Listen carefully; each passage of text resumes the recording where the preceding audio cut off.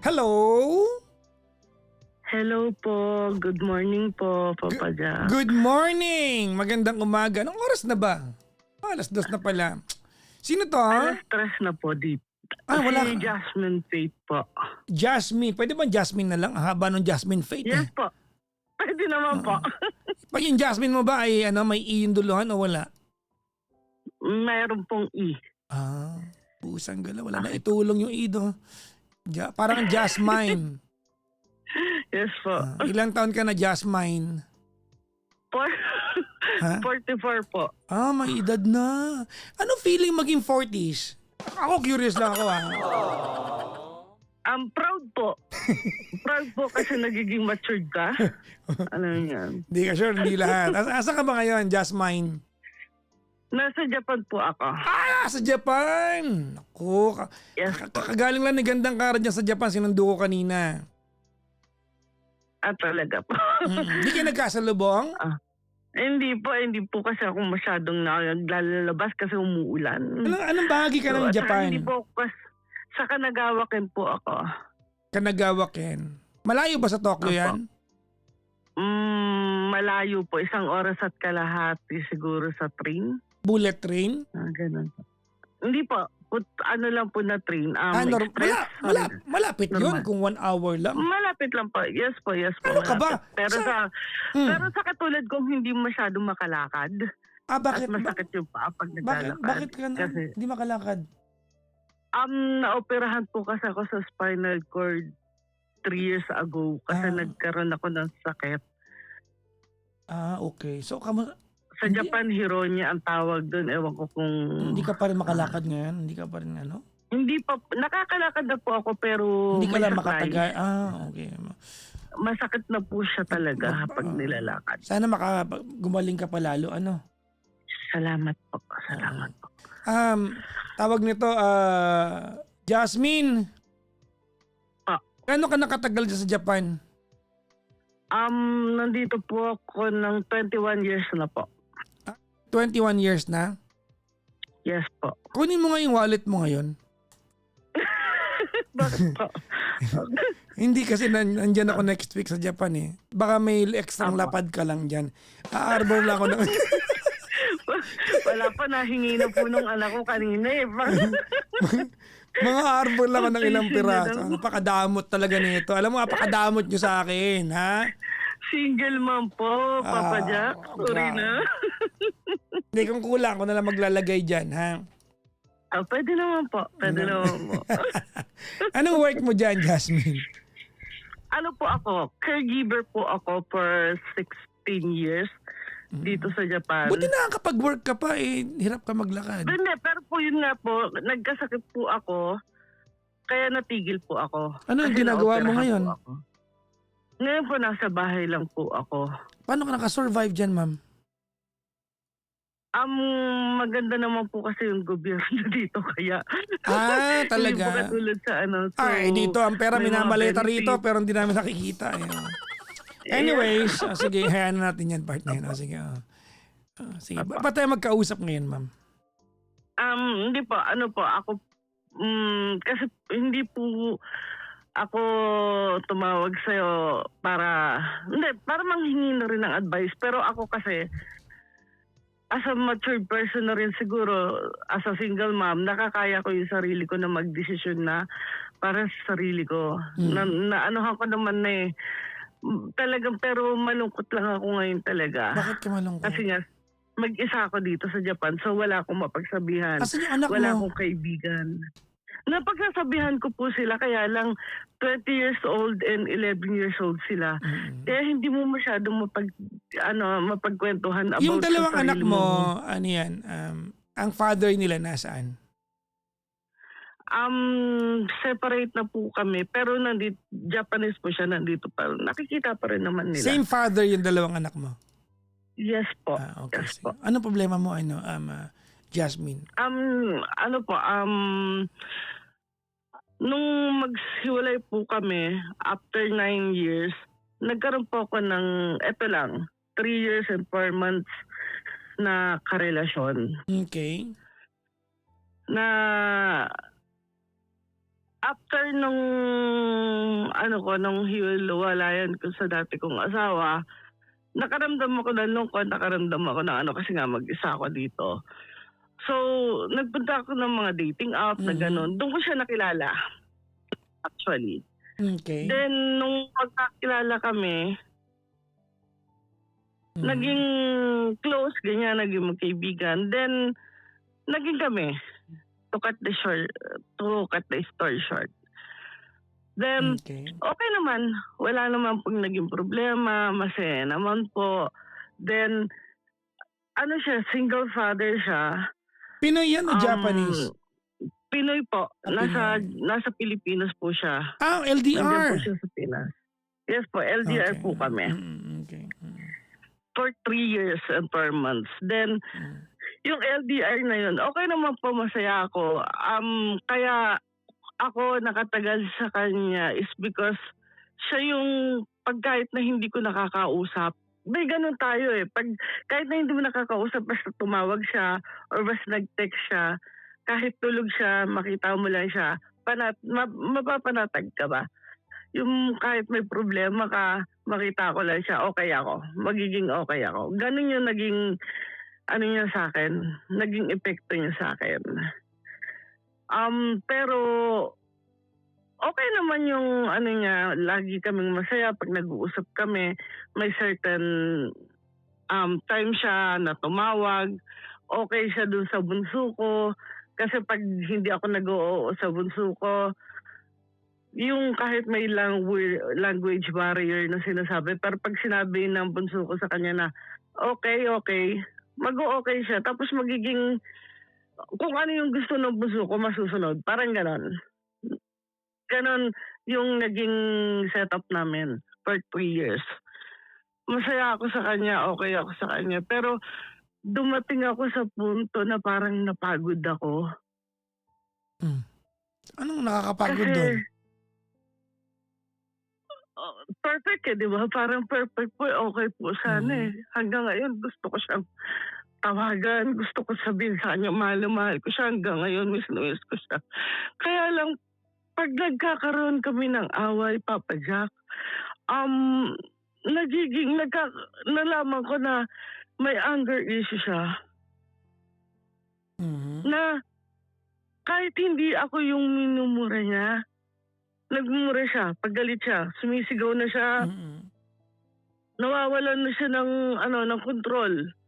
Kung ano-ano yan, kung syempre ako, mag-isa lang ako dito, mababaw yung luha ko. Mag-isa ka lang eh, ganun ako, mababaw luha ko, lagi akong balisa or what something. Pag may problema kami, na ganun yung inaano niya sa akin, ang arte-arte mo ganyan. Kung ano-ano yung mga sinasabi niya sa akin. Eh yun yung parang, sabi ko, ay hindi, okay lang to.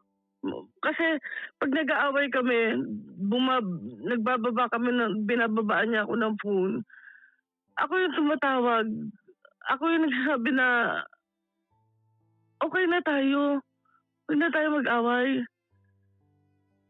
Mahal kita eh. Okay na yan. Huwag na natin, okay na, sorry na. Ako yung laging ganon for 3 years and 4 months. Meron isang beses, 2 beses na tumawag siya. Nung nag-away kami, tumawag siya. Tapos naging okay na kami. Hindi siya yung... Nagkita na ba kayo ever niyan? Hindi pa po. Hindi pa po. Okay.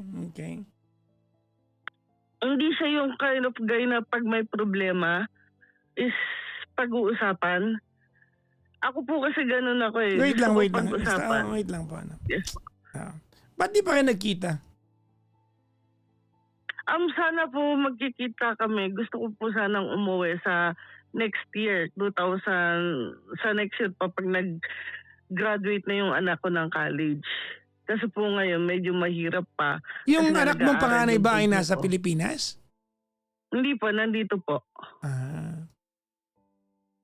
So you're Kaya you're telling me in the past 3 years you were not able to come home to the Philippines and yet he did not offer to fly to Japan? Hindi po eh, kasi wala po siyang kakayanan. Ano bang work niya? And wala po.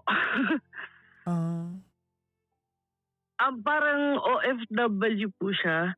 Nag-aano po siya ng parang, wait lang, parang may agent. OFW? Kung parang lang, Oh, ano talaga siya? OFW po siya, pero doon sa agency nila, parang nag-aano lang po siya ng 2 months lang. Inaano sila ng 2 months. Tapos uuwi sila. Parang ganon. Parang seasonal worker. Parang ganon po. Hindi Okay. ko po masyadong naiintindihan eh. Yung Saan bansa siya pero ganon po nagpupunta? yung nangyayari. Ay, sasabihin po yung bansa. Saan bansa ka pwede magpunta ng 2 months lang? Sa HK po. Parang ganon. Okay. Sige, gets. Opo. Okay. Yun nga po, tapos po, yun, ganun lang po. Tapos pag uuwi na siya sa Pilipinas, wala na po siyang work. Parang ganon. Okay. Kaya mahirap po para sa akin na as sa kanya or ganon na pumunta ka dito or ano bang plano natin. Paano siya nakaka-survive? Nagpapadala ka ba ng pera sa kanya? Hindi, minsan po. Minsan, pero hindi lagi. Mga Pag nararamdaman ko na talagang kailangan niya, na talaga, sa isang buwan, ano yung common na napapadala mo? ay hindi po monthly. Kumbaga extraordinary situation lang. Yes po, ako po yung parang, ay parang kailangan niya na. Parang nag-aalala na ako, parang ganun lang po. At never naman, in fairness naman po sa kanya, never siya nanghingi sa akin. Never siya nanghingi sa akin for everyday, expenses niya or whatsoever. Pero, nung 3 years namin magkasama, yung, di ba sabi ko po sa inyo, nag-OFW po siya, yung mga kailangan niya doon, ina-ask niya sa akin kung pwede kong i-provide or pwede ko siyang tulungan. Yun lang naman po yung doon. Pero sa akin, wala naman pong problema doon kasi magkarelasyon kami at hindi naman po ganun kalakihang halaga. Di ba po? So, hindi naman po naging problema sa akin yung ganong Kailan kayo sitwasyon naghiwalay, namin. ma'am? Actually po, parang wala pong linaw na hiwalayan kasi tumigil na lang po ako mag-chat sa kanya. Tumigil na rin din po siya. Kailan yan? And nasa 2 months na po kami. April po. Okay. Last April. Anong huling pinagawayan ninyo? Hindi ko na po tanda masyado. Pero parang nonsense lang eh. Nonsense lang talaga na Hindi ko na siya tanda. Hindi ko natanda kung ano yung pinag-awayan namin. Pero parang hindi ko ganun siya kaliit na bagay. Kaya parang, sige, tapusin na natin to. Okay na tayo. Wag na tayong, wag na natin palakihin to. Okay na. Tapos na. Okay. Parang ganun na lang po. Kaya parang, pero, ganun pa rin yung niya sa akin. Kasi nag-aaway nga kami. Ganun pa rin siya. Yung sigaw niya, yung huling sinabi niya sa akin na, ang drama-drama mo, iyak ka ng iyak, kuda ka ng kuda. Akala mo kung kawawang-kawawa ka, akala mo pa sa mo yung mundo, akala mo problema mo. Yung ganun pong salita. Kaya parang doon po ako napagod sa almost 3 years na parang sabi ko parang ayoko na.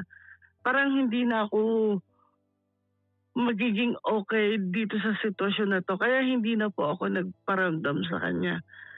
And in return siguro inano niya na hindi ka nagpaparamdam di ba ala ka sa buhay mo. Parang ganun na lang po siguro. Kaya ngayon hindi na kami nagkakausap or no communication na po. Parang ganun po. Na ako naman po sa sarili ko, Alam ko dinicide ko yun. Kaya okay ako doon. Kaya lang syempre parang pag mag-isa ako, ano ko, parang nalulungkot ako. Mahal ko siya eh. Gusto kong bumalik, gusto ko ano. Kaya lang syempre, pag bumalik ako, alam ko na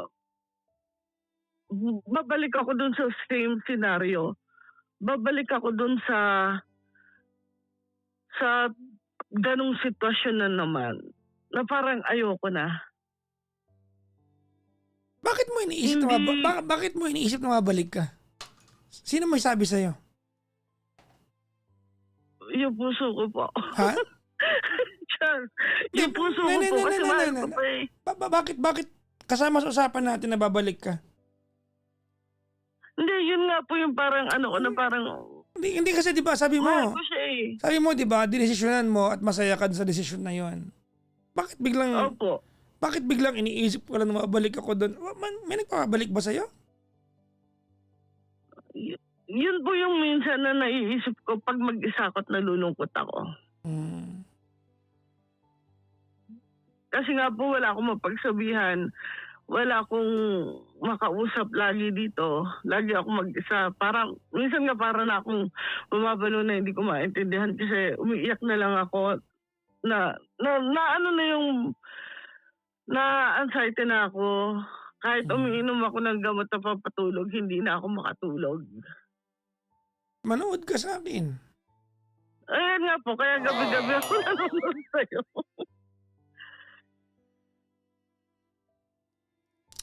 What do you wanna ask Kaya me? yun po yung...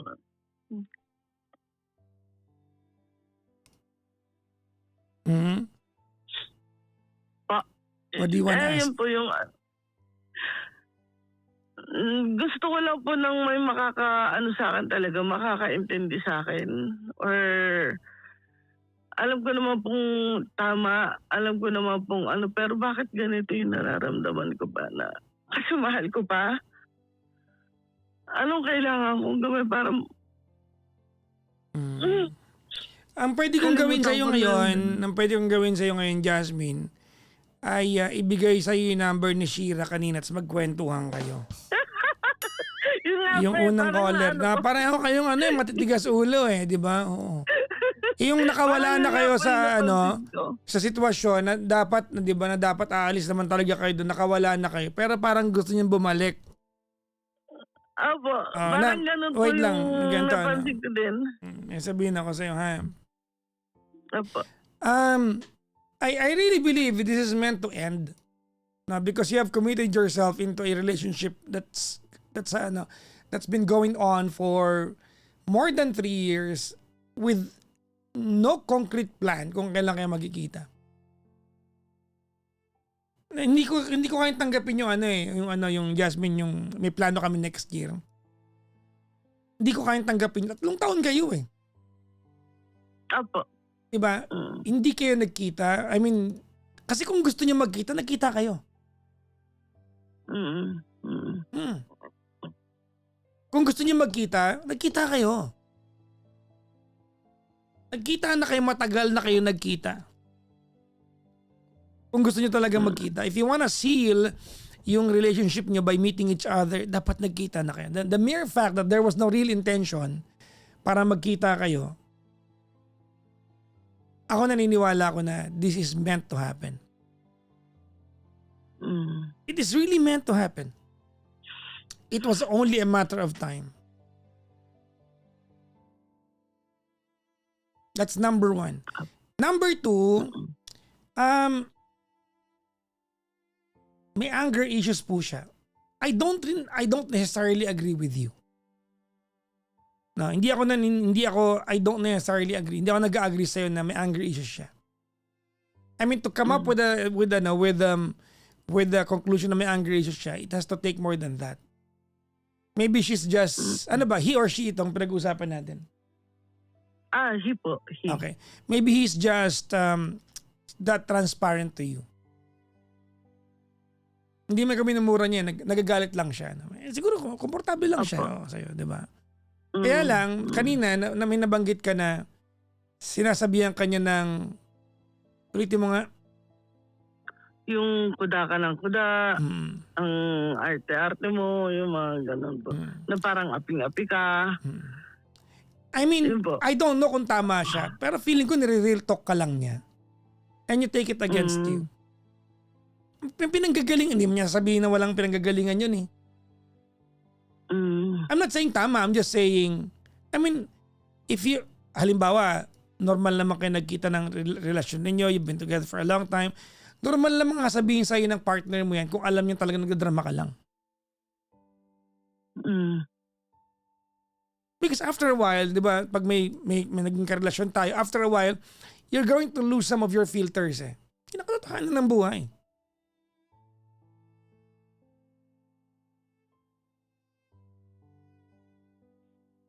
Opo. Oo. And maybe he's lost some of his filters sa iyo.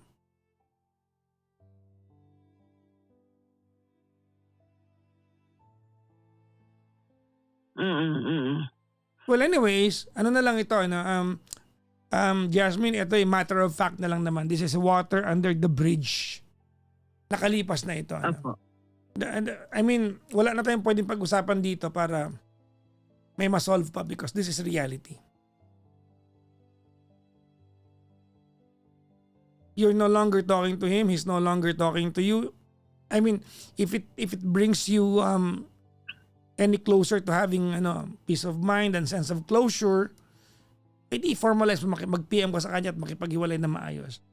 But I think it has really ended, no? I think it's really doomed. Opo.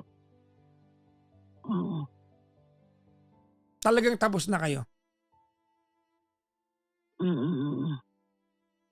Wala naman kayong balak magkita eh. Naghahanap pala na ikaka-stress mo. Alam mo ngayong 44 ka naman, so hindi ka naman Gen Z, no? Baka asal Gen Z ka na rin, no? Nalulungkot lang ako na nowadays, no, naging acceptable na yung mga ganitong klase ng commitment. 'Di ba? Yung mga cyber relationship. Ang baba na ng requirement natin ngayon para mahalin tayo. Imagine mo for more than 3 years may kausap kang telepono. Not even a real person. But you've not met her. Him pala. You've not met him eh. Di ba? Tapos pinasakit niya ulo mo. And then one day you are going to look back, naisip mo, may nakarelasyon ako telepono for 3 years.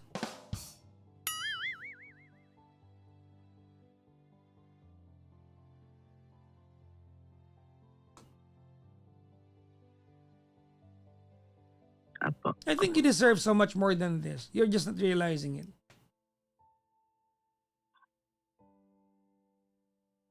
I think you deserve so much more than this. Kung meron mang isang tao sa kwento na to na nagbaba ng standards, ikaw rin naman yun eh. Opo. So ano ba tanong mo sa akin? Dami ko sinabi, wala ka palang tanong. Hindi. Gusto ko lang po talaga ng may makikinig sa akin kasi nga wala akong kausap dito, wala akong So, yun lang yung parang gusto ko talagang. Well, saying goodbye to him is a sensible decision that you've made. Sensible yun. Sensible yun.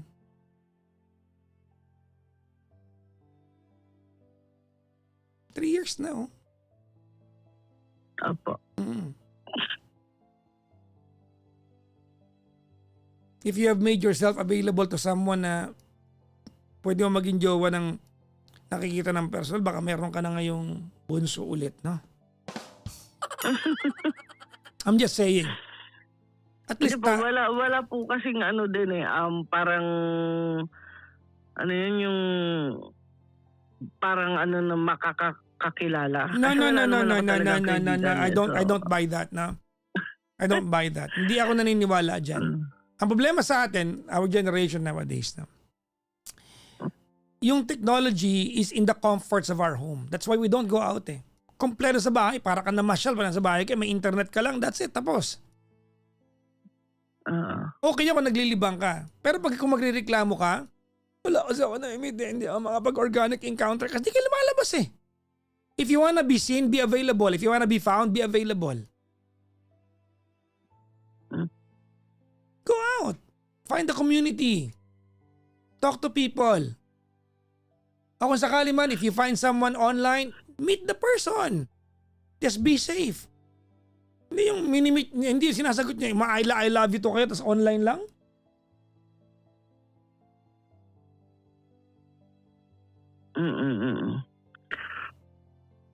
Nakita mo na yung wallet mo, Jasmine? Yes po. Ha? Nandito po.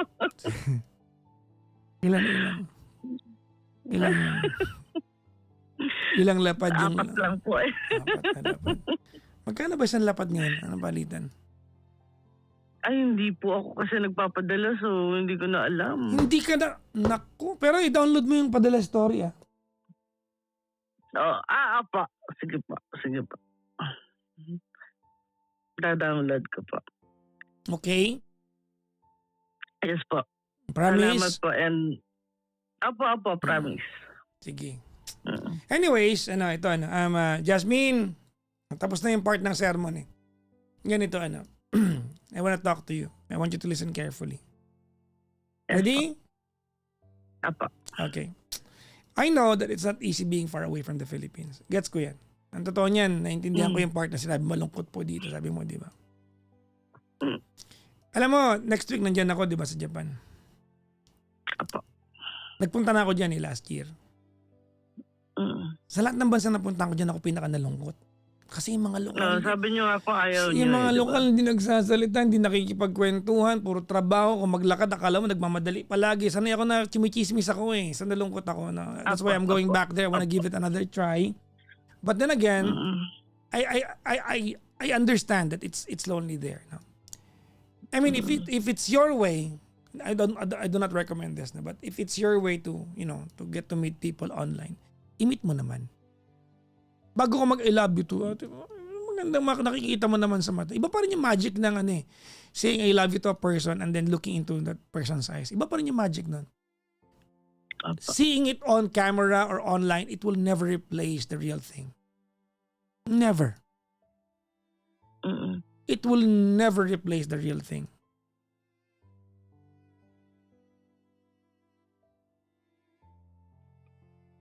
Okay? Apo. Promise? Apo. Promise. Oh, sige. Kumain ka na ba? Opo, kanina pa. Oh. Stress na dito. Yun lang alam ko, nanay tabi tayo noon, naniya. Tabi tayo. Apo. Anyways, if it brings you any closer to closure, kayo mo formal yung pakikipaghiwalay. But I think, dapat mo nang tapusin yan talaga. Nang formal, no? You deserve a better kind of relationship.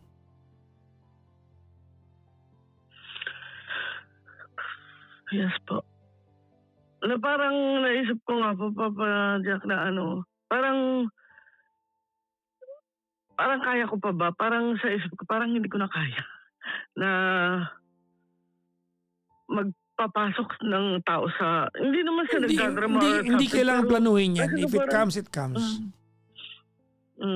Nakakatakot. Parang ganun. Parang takot na ako. Well, that part, yan, kasama naman yan sa doon sa, tawag nito doon sa hesitations kapag nasaktan kayo.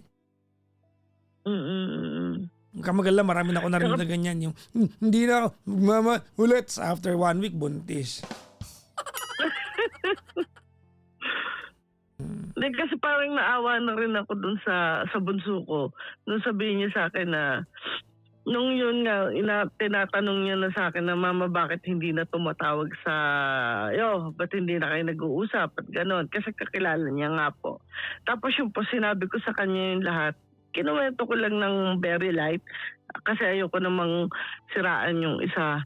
Sabi niya sa akin is, Mama, you better block that guy kung ganyan siya sa'yo.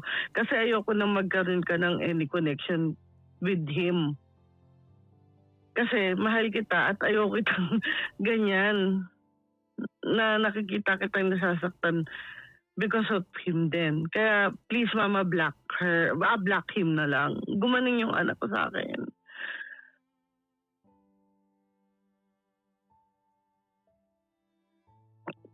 Kaya parang ngayon, hindi naman siya naka-block, naka-restrict lang naman siya sa akin. Pero parang siguro hindi na para mag-chat or mag-ano ko sa kanya. Parang ayoko, natakot ako kasi sa kung ano sasagot niya sa akin pag nag-chat pa ako sa kanya or nagparamdam pa ako.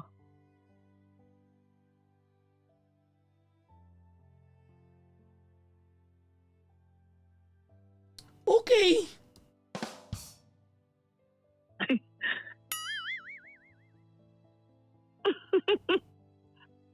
Well, say hi to your daughter na rin. Yes po. Apo. Okay? Apo. Alright. Mag-ingat ka dyan sa Japan ha. Yes po. Salamat po. Okay? Apo. Thank you po, Papa Jack. Thank you. Maraming Thank you sa salamat. pakikinig. Bye-bye sa iyo, Jasmine. Just, Bye-bye. bye-bye po. Thank you po. Bye-bye po.